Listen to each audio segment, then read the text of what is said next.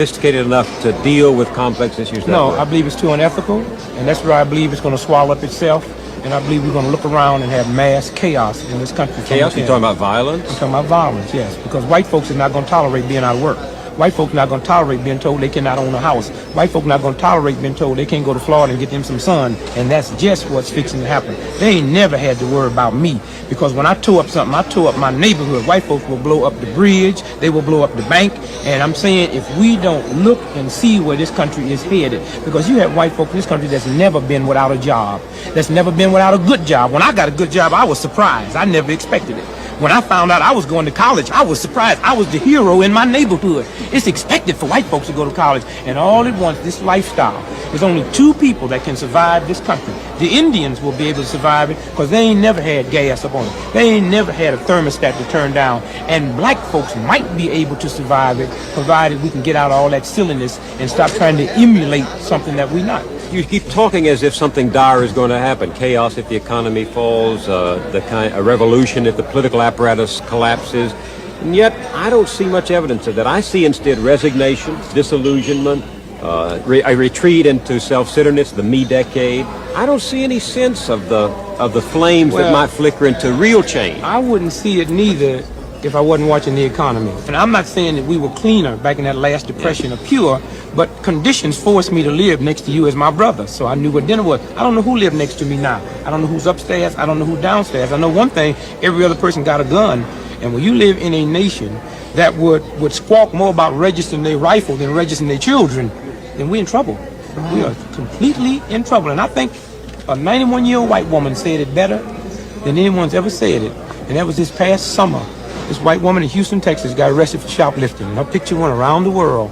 And Americans sent that woman $25,000. And she held a press conference and said, thanks, but no thanks. I don't need your $25,000. I need you to change the conditions that reduces people like me into shoplifting. And I love that because it embarrassed me. Because that old white woman upset me, because if my grandmother was alive in 91 and got caught shoplifting and white America sent her $20,000, she'd have got on TV praising God and talking about what a good country this is. But that woman put it right. I need you to change the conditions that reduces me down. And that's a funny thing, because when you get people that's Christians that really believe in God, they get reduced down to stealing, then you lose that thing.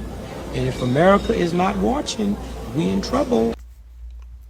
Hey, Shalom, giving all praise, glory, and honor to Yahweh, Ba'ashem Yahushai, Ba'ashem Makah HaKodash, double honors to the elder apostles, a great millstone, do well, peace, love, and blessings to the elect, scattered throughout abroad, wherever you may be. I'm the affiliate Panakla, coming at you once again with another lesson, Lord's will, through the spirit and power of Yahweh, Ba'ashem Yahushai. His lessons edifying and also exhorting.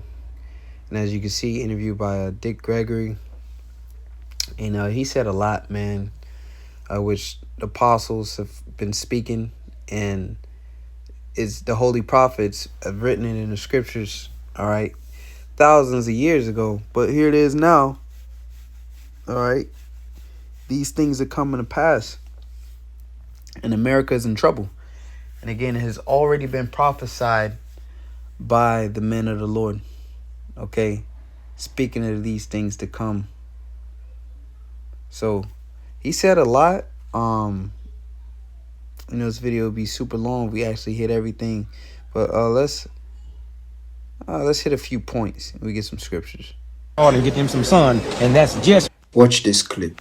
You believe the American political system is sophisticated enough to deal with complex issues? No, I believe it's too unethical, and that's where I believe it's going to swallow up itself. And I believe we're going to look around and have mass chaos in this country. Chaos? You're talking about violence? I'm talking about violence, yes, because white folks are not going to tolerate being out of work. White folks not. Yep, white folks not going to tolerate being out of work. White folks not going to, and white folks are Edomites, all right? That's their biblical nationality, Esau, Edom.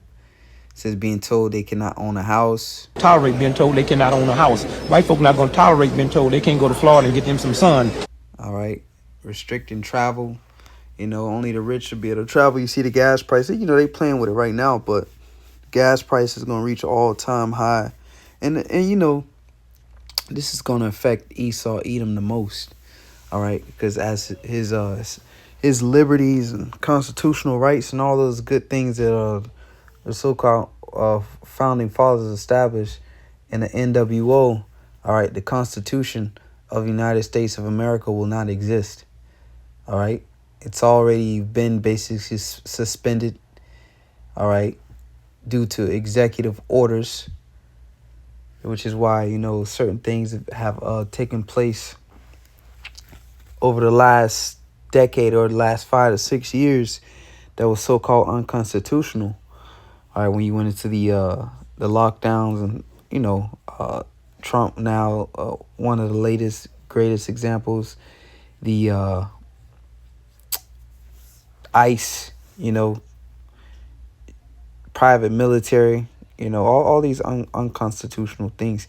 And hell, even just the Federal Reserve. All right, it's unconstitutional. Real money is gold and silver. Okay? But nonetheless, all right, this is a prophecy the prophet Isaiah saw concerning America, which in code is Egypt.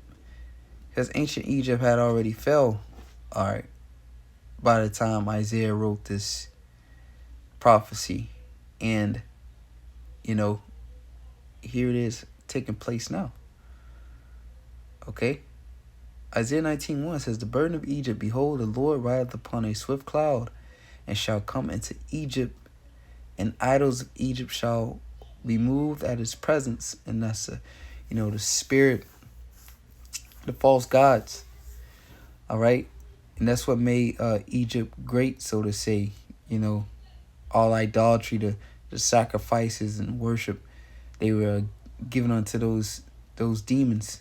All right, those entities. Ultimately, it was the Yahweh Shem Yahweh Shai, you know, conducting the whole thing. But the Egyptians, they had, you know, they had their lower level gods that they praised and worshiped. And those gods worked for the Most High anyways. It says, "And the idols of Egypt shall be moved out of his presence." America is no different. You know, America is heavy into idolatry, man. I worshiping all types of different gods. It says, "Now, and the heart of the Egypt shall melt in the midst of it, and I will set the Egyptians against the Egyptians, and they shall fight, everyone against his brother, and everyone against his neighbor, city against city, and kingdom against kingdom." So, and that's happening now. When you go to the, which we bring out, the GNT translation, Isaiah 19:2, the Lord says, "I will stir up civil war in Egypt, and turn brother against brother, and neighbor against neighbor. Rival cities will fight each other, and rival kings will struggle for power." All right? And that's what you see now. And this, you know, this will go into it, because it's in the same verse where the Lord, that cruel Lord. Verse 3, I am going to frustrate the plans of the Egyptians and destroy their morale. And that's what's happening now. From the top to the bottom, the Lord is frustrating their elites. Because here it is, they trying to get this NWO going, and they scrambling, knowing they have a short time. And then to the bottom, too, the morale of the people, you know. Nobody's proud to be American. That spirit of proud to be American, you know, that spirit is dead, man. It's dying. You know, it says they will ask their idols to help them, and they will go down and they will go and consult mediums and ask spirits of the dead for advice. And that's what they do, man. You know, it's no secret. You see it all in the movies. All right. You know, they basically do it openly. It says, "I will hand the Egyptians over to a tyrant, a cruel king who will rule them. I, the Lord Almighty, have spoken." All right. And you see that now with Donald Trump, because the Americans not going to be told they can't do this, they can't do that. And that's just what's fixing to happen. They ain't never had to worry about me, because when I tore up something, I tore up my neighborhood. White folks will. See, and he say me, meaning so-called black people. Because what happens when riots, what happen, you burn up your own neighborhoods. All right? So it's these Edomites, they the ones that's going to destroy their own kingdom, man. Blow up the bridge, they will blow up the bank. And I'm saying, if we don't look and see where this country is headed, because you have white folk in this country that's never been without a job, that's never been without a good job. When I see that so-called white folks that's never been without a job, right? This is all the matter of fact. I don't even have to go anywhere. Let's go to the same chapter. right? Isaiah 19:14. The Lord hath, it's like it, the Lord hath mingled a perverse spirit in the midst thereof, and they have caused Egypt to err in every work thereof, as a drunken man staggereth in his vomit. Neither shall there be any work for Egypt, which the head or tail or branch or rush may do. All right? No work for Egypt, man. And that's what's happening. Due to the destruction of this society, the collapse of this society, and the NWO. You know, these white people, so-called white people, these Edomites about to feel it the most, man. And they're going to be the ones to actually kick off a whole civil war. All right? Got a good job. I was surprised. I never expected it. When I found out I was going to college, I was surprised. I was the hero in my neighborhood. It's expected for white folks to go to college, and all at once, this lifestyle. There's only 2 people that can survive this country. The Indians will be able to survive it because they ain't never had gas up on them. They ain't never had a thermostat to turn down, and black folks might be able to survive it. So he said the tribes, the Southern Kingdom, Northern Kingdom, right? So-called Indians, Latinos, Native Americans, and so-called Negroes, West Indians, Haitians. Okay? And those will survive. When society breaks down and Esau, Edom turn up and go to his nature, right? So-called blacks, Hispanics, Native American Indians, all right, they will survive and elect among them. Jeremiah 30:7, alas, for that day is great, so that none is like it. It is even a time of Jacob's trouble, but he shall be saved out of it. So he said a remnant of them gonna survive as our enemies destroy each other. All right, from the top to the bottom, man. You know, from the elites to the commoners. That's what the revolt is truly about. The rich against the poor. The rich is hoarding all the resources from the poor and basically enslaving them. That's the Edomites for you, man. Provided we can get out all that silliness. But yeah, that's pretty much it. We heard it. But that's what's getting ready to happen, man. And now is that time nearer than we believed. Because this collapse of this society is about to come.